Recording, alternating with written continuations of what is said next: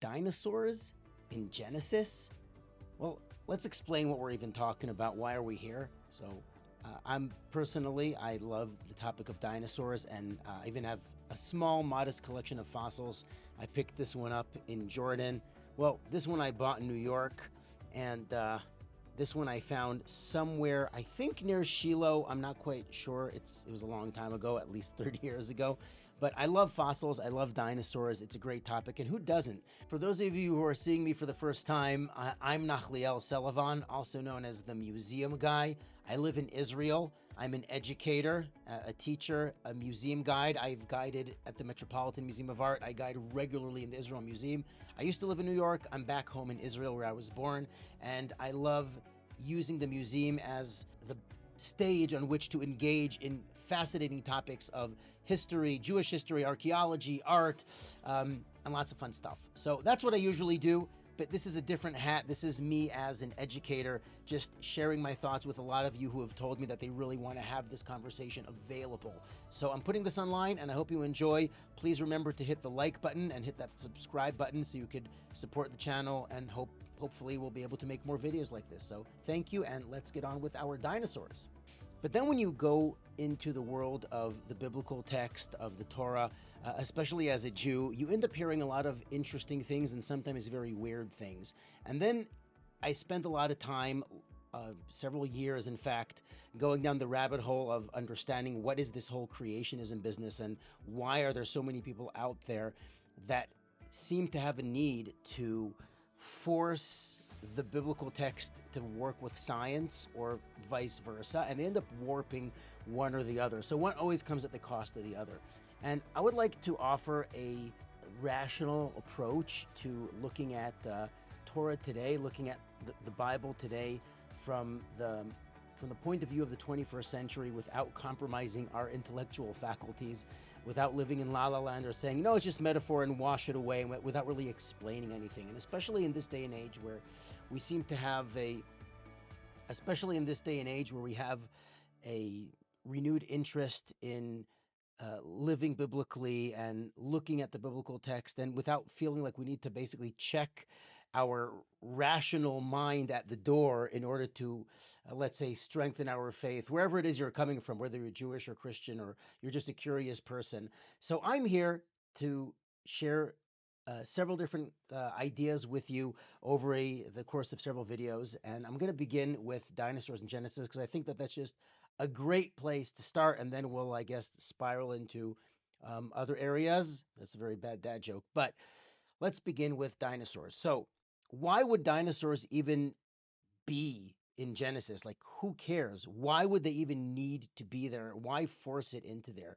So there's several different places in which you find this conversation in different schools of thought. So I'm going to address several of them, whether if you're talking about the Jewish approach or a creationist approach, which seems to have a need to make things work so it all fits. So I'm going to address several of them. Let's begin with the most obvious one, which is the flood. So the story of the flood is a fascinating story, especially when you consider that it shows up in several different ancient Near Eastern mythologies. So there is this conversation about trying to, line them up and see what is it talking about. I'm not going into that today, but as far as the flood story, this has been an excuse perhaps for explaining why the dinosaurs all died out. And as it sounds kind of funny, and it's also the source of very famous memes like this one over here, which is two dinosaurs seeing Noah's Ark sailing away and they go, oh crap, that was today. And there's a lot of those. So what exactly happened to the dinosaurs? Why would we even assume that there's a connection? Now, I'm just saying outright, I don't believe that this is an excuse. The dinosaurs went extinct millions of years ago. They never lived at the same time as humans. Obviously, I'm still going to treat this with some respect and say, let's examine this story. So the first Jewish source that actually deals with this to some extent is a Jewish scholar by the name of Meir Leibush, but he's known colloquially as Malbim, which is just his initials. So Meir Leibush basically lived more or less when the theory of evolution was just coming out, but he didn't really live to see it fully fleshed out. But he was aware of the conversation, and in fact, he was considered to be an intellectual, a Jew who's actually responding to all kinds of new ideas that are coming from science and so on. So he's dealing with these kinds of ideas, and he says something really interesting, which sounds well, to us it sounds funny, but he was trying to make science and Genesis and Torah and the biblical text sort of work together. So he basically argues in the story of Noah that the flood mixed everything up, and so they all died, and you have basically a mishmash of creatures below there, and basically they died in the flood, right? So that's all nice and well, but then you have a problem with that, and the problem with that is brought out by another Jewish scholar who is known as Israel Lipschitz, but known by his commentary, the Tiferet Israel. And this is something that I've actually seen in his commentary on the tractate Sanhedrin, on the Mishnah. It's basically, in long story short, he says as follows. Examining the stratigraphy in which we find dinosaur bones makes it very clear that this wasn't a worldwide flood or deluge mixing things and making a mess down there. It's very orderly. So the stratigraphy proves that the deluge couldn't have killed the dinosaurs, but rather it shows that there must have been previous realms that were destroyed, which is a known idea in Judaism. But as far as the deluge is concerned, as far as the flood is concerned, I just want to make something very clear. And that is, there are dinosaurs that live in the sea or lived in the sea. I mean, why would a flood kill them? The idea itself is a little bit it's a little bit childish when you really think about it. Like, how would you get rid of all the animals by just flooding them? What about the animals that can fly? And besides the fact that geologists have proven without a shadow of a doubt that there couldn't have possibly been a worldwide deluge, because if there would have been a flood around the world, you would see its effects in the strata. It's something you could know that happened. So what exactly is the story of the flood? Is it referring to a real event? Is it something that we could possibly prove? Maybe it's just a local event, but as far as the biblical text is concerned, it's talking about, wherever the storyline is happening, that's the world, and we don't really care what's happening in the rest of the world. I mean, we could have that discussion, and I hope to do that another time, but this is the matter of the flood, so I would like to put that matter to rest. There really is no need to go there and to say that dinosaurs existed alongside humans, which is kind of a crazy idea, but there are people who believe that, and it's mind-blowing. But anyway, okay, so we knocked that one off. So two more places in the biblical text where you could argue maybe there is a hint to dinosaurs. Let's see the first one. So I'm going to read it together with you. I have Sefaria here, which is a free open source text. It's got everything here. It's got Hebrew, English translations. It's got the whole Jewish library, basically. And here's what I'd like you to see. So first of all, we are looking in the story of creation in Genesis, which I just must prelude and say is not understood to be a literal description of what happened. And this is according to the traditional Jewish sources, and I could cite any number of them. I mean, Rashi, Ramban, Ibn Ezra, for those who are familiar. But the basic idea is that if you are looking at the biblical text and you are just reading it, it doesn't make that claim. And we could examine that in more detail in some future video. But in the meanwhile, suffice it to say that it is not claiming to tell you how things happened chronologically in nature. Rather, what it is coming to tell us is, what does all of this mean? And that is something that we really need to explore and expand on to make this make sense. And we are going to do that in a separate video. But for now, I'm going to look at this verse, which is Genesis 1:21, Bereshit Aleph Chaf Aleph, and it mentions the creation of these great sea monsters. Now, these great sea monsters, the actual word, and I'm going to show you here a great tool that Safaria has, is that if you click on a word, it can actually open up a dictionary on the side. So that's what I actually just did. And in this dictionary, it mentions that the word tanin is either a dragon, serpent, sea monster. Uh, and so you have like a dragon or a dinosaur. That's number one here. It says this straight out here. 2 is a sea or river monster, and 3 is a serpent or venomous snake.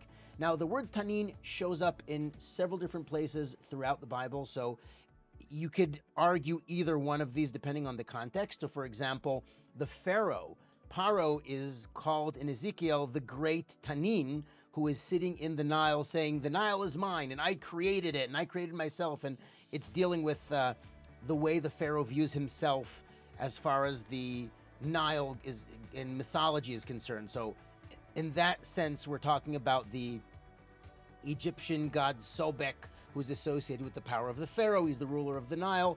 Fine, story for another time. But the word tanin shows up in other contexts as well that associate it with these gigantic sea monsters. So I want to just give you one example so you see that this is a coherent discussion within, biblical text scholarship, or whatever you want to call it. And this is it. So this is in Isaiah 27, 1, Yeshayahu Chaf Zayin Aleph, and it says as follows: in that day, God will punish with a great, cruel, mighty sword. And now this is an interesting translation, and we're going to talk about this in a moment. But I'm going to read the Hebrew and then this English translation from JPS, because it actually makes a difference. It's not an exact translation, okay? So it goes like this. It's clearly eschatological. It's talking about this end of days kind of vision in which God is going to exact judgment on, and then it mentions 2 or maybe 3 different creatures. So the first one is Leviathan, the elusive serpent, and it says in Hebrew, Livyatan Nachash Bariach. So Livyatan is Leviathan, and it's a word that's a little similar to the mythological Canaanite text found in Ugarit. So basically, Ugaritic also has Livyatan, very similar word. So it's an ancient word, Livyatan, and then it says Nachash Bariach. So Nachash is snake or serpent, and Bariach is a very interesting word because the English here says elusive serpent, because Barach also means to escape, but there are those who say that Bariach means like a main lever, like something powerful that the world stands on. But it also comes from the Aramaic for goat, barcha. We'll get back to that. And the second one is Alivyatan Nachash Akalaton. So another Leviathan serpent who is called Akalaton, which can mean twisting. So it says Leviathan, the twisting serpent, which sounds kind of cool, like the world serpent in what was it, God of War. But you have the word akalaton, which can also mean twisted, but it can also mean something else. So I'll get to that in a moment. And then it says that God will kill the tanin in the sea. The dragon of the sea will be slain. Now, here it says tanin as dragon. Now, this sounds very mythological. And in fact, there is a lot of merit to the discussion about ancient Near Eastern mythologies, because if you read Babylonian creation myths, the Enuma Elish, or you read the Canaanite creation myths, there is a very important place for serpents, great dragons, water serpents, Apsu and Tiamat in the Babylonian stories, and so on. You have Baal and Yam in the Canaanite. So these things are important in the ancient world, and we need to make sure that that's acknowledged, because the biblical text is ancient, and we assume that people at the time knew these kinds of things. It was like common knowledge. So hopefully we'll get back to that. But we see that the tanin in the sea is mentioned alongside these 2 leviathans. Now, these don't really have anything to do with dragons. They have more to do with mythology, but the reason people associate this with dinosaurs, if you'll hold on to this thought, we'll get back to this very soon. It's for this reason, is that it says in the creation story that on the fourth day, God created the great Taninim. So you'd say, like, okay, the great sea monsters. What are these great sea monsters? Well, Tanin literally means reptile. So the great reptiles, together with all the animals, you would just assume is the dinosaurs. But then you have to ask yourself, why the heck would we need to mention this? I mean, the Bible doesn't mention penguins. So why mention dinosaurs? It doesn't mention kangaroos. Like, why give attention to gigantic serpents, perhaps, that lived millions of years ago that will not even be known to humanity for thousands of years? Like, why is this something that needs to be mentioned in the story of creation? And when you think about it like that, it makes sense that it's not talking about dinosaurs. Why would it? But there are people who say that it is because it's very tempting to make that connection. I don't find it convincing, but it's fun to entertain. Now, before we end with what we began earlier on with the Leviathans, I would like to switch quickly to the last candidate for a conversation that has something to do with dinosaurs, and actually in quite a surprising way. So I'd like to go for a moment to the story of the primordial sin, if you want to call it, the primal sin, not primordial, when Adam and Eve eat from the tree, and that itself is a great conversation about what exactly is going on there, because we're not taking this literally, we are just taking this seriously, and those two are not the same. So let's take a quick look. All right, here we go. So we have the story of the serpent. It's in Genesis 3, Bereshit Gimel, and it mentions that this serpent was very, very clever and it very shrewd, and it somehow tempts the woman into eating from the fruit, and then she gives it to her husband, to Adam, and so on. And then there's the story of the curse. So let's go there, because here is where we find something really interesting. So it goes like this.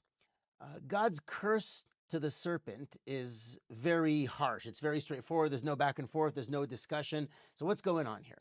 So God says to the serpent, because you did this, more cursed shall you be than all cattle and all the wild beasts. On your belly shall you crawl, and dirt shall you eat all the rest of your life.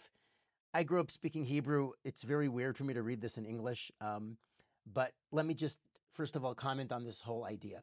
So the curse of telling the serpent that you're going to have to basically slither around in the dirt for the rest of your life, as opposed to perhaps having feet, which seems to make sense. Like if you're saying you're going to slither uh, on your belly, that means that it wasn't beforehand. So there are some people who say, like, you see, the snake is a descendant of the dinosaurs, except the dinosaurs used to have feet, and then they were cursed, which is like it's listen, people say a lot of funny stuff. Are you basically saying, like, okay, so we agree with evolution, but like, what are you exactly saying here? From an evolutionary perspective, I'm sure that snakes have some kind of vestige of what used to be legs and so on, let's say, but no. Okay, but there is something very primal about serpents, because serpents, we consider our like reptile brain, our the more primitive part of our brain, to be like part of an ancient evolutionary stage in which we are very much focused on, let's say, survival. There's a lot of anger. There's a lot of very like uncontrollable feelings. In other words, it's a lower level of our brain developmentally, right? The human brain is a lot more evolved than that. But when we talk about our reptilian brain, perhaps there's an echo of this conversation, because for whatever reason, in several cultures, the serpent represents the evil inclination, the desire to just get what I want, or to bite somebody, to poison somebody, to just like do something evil, right? To Why is that always serpentine? And the serpent really plays this role in many different cultures. It's something about the characteristics of the serpent. So this is being brought out in defining the main struggle of humanity. What exactly is the meaning of this story, right? So talking about dealing with desire and this serpentine desire, this reptilian brain, I think this is very, very powerful, having the reptile struggle with the human, right?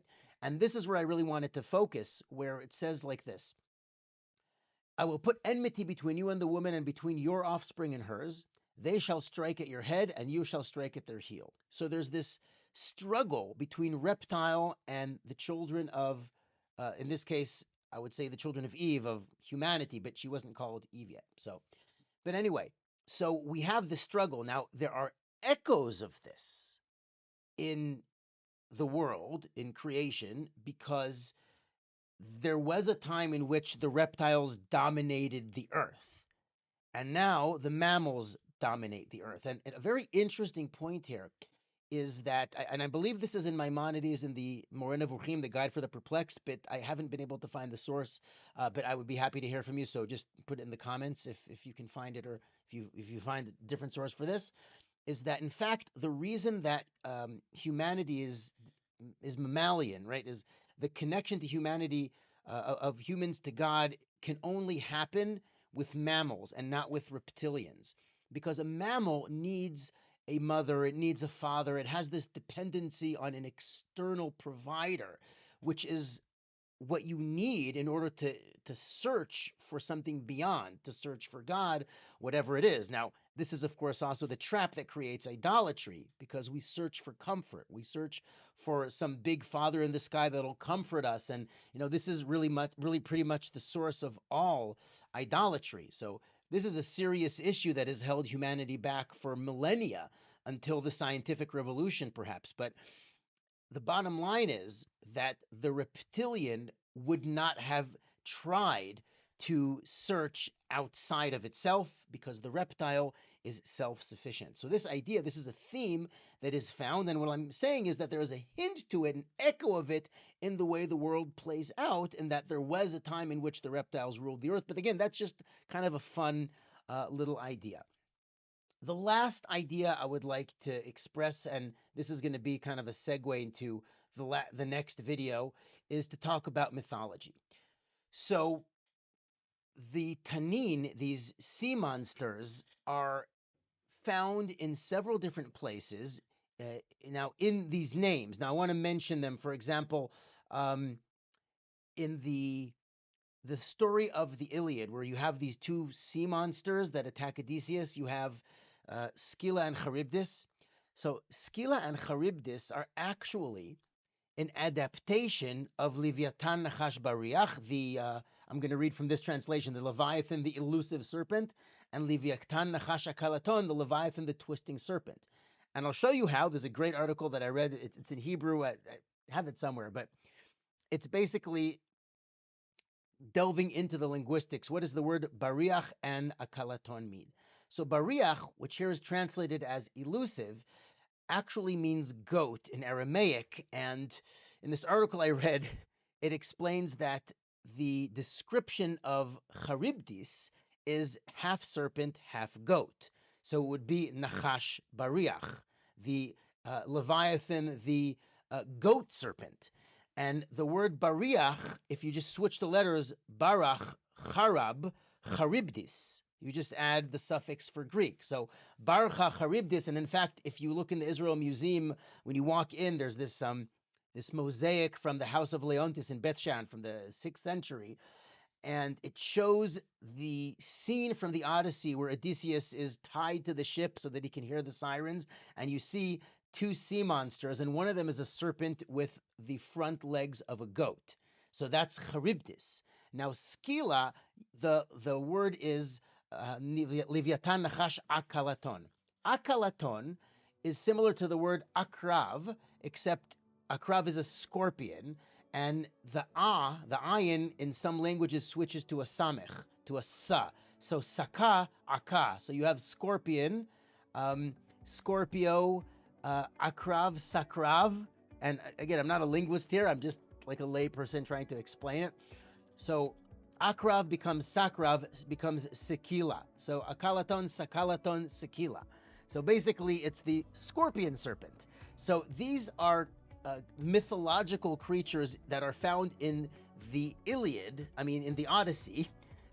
They're found in the Odyssey by Homer, and they come from earlier Canaanite mythologies.